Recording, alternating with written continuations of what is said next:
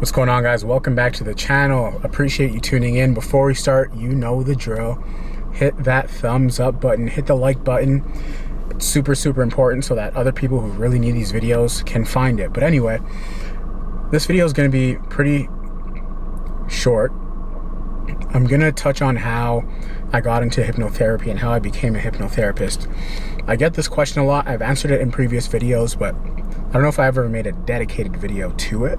I've answered it in little parts or as part of a video, but I get this question for the new subscribers, so I'm going to answer it. First things first, what you should know is hypnotherapy is a alternative form of therapy. It's recognized by the American Psychological Association and the American Medical Association. So it's a legitimate form of alternative therapy. And there are two ways that successful hypnotherapists tend to get into hypnotherapy. The first way is they go to school for it. And the second way is they come from an extensive wellness background and they have practiced and trained in things that are very much lateral to hypnotherapy, and then they go and make that lateral and cross over as hypnotherapists. So I myself did the latter, right? So hypnotherapy is an not unregulated, but it's there's no formal avenue yet for becoming a hypnotherapist. And this is why if you were to go to school for hypnotherapy, you can become a hypnotherapist, a certified hypnotherapist, in 6 months.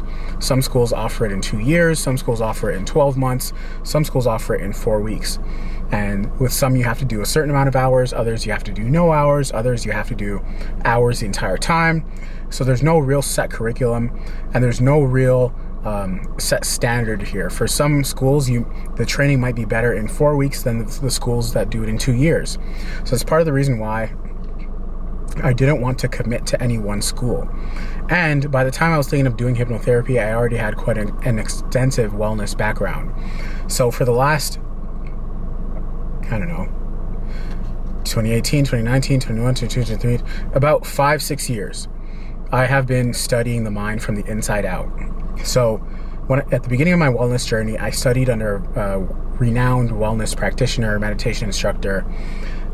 She is one of the people I follow on Instagram, by the way, but she brought me into the world of wellness, and I studied in meditation first. So that's how I got really good at, the relaxation piece, mastering my energy, helping other people relax, and what really is an induction, right? The induction part of hypnosis and hypnotherapy.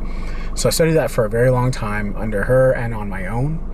And then from there, naturally in the wellness space, you explore different things. And so I moved on to sound meditation. So sound meditation was really a good add-on for me in terms of studying frequencies of the brain, energy, understanding how the brain moves from theta states into beta states and alpha states, and then all the way back, so on and so forth. So that was a really good introduction for me. And then from there, around that time, this is a few years back, I started getting into hypnosis. I got introduced to hypnosis through audios, right? Listening to audios on YouTube, and some of them were really effective, some of them weren't. But when I listened to these audios, it became it was one of the things that provided me immediate results, where after a few days or few weeks, I was able to be like, wow, I really see the world and see myself in a different way. I'm talking differently, I'm acting differently, I'm moving through the world differently. And that's what got me more and more intrigued into hypnosis. So I ended up going down the rabbit hole. I ended up following well-renowned hypnotherapists, Paul McKenna, Marissa Peer, Marcel Klein, so on and so forth. A lot of these different folks who are really doing it big. And some of them went to school for it, some of them didn't. A lot of them, the common denominator was the ones who were successful had a wellness background. And so what I started doing was working with friends, family, close associates, building out my own hypnosis sessions and starting to try and see if I could get them results for free. And at first that wasn't the case, of course, because I was a rookie. At the time, I'm hypnotizing myself as well. And I got to the point where I was able to build really effective hypnosis audios and one-on-one hypnosis sessions.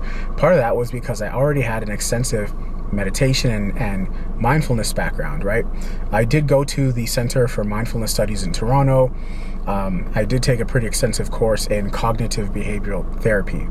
So cognitive behavioral therapy really helped me understand clients from the inside out, why they behave the way they do, and combining that with meditation and hypnosis, I was able to really learn how to provide really quick, potent, and long-lasting change for folks.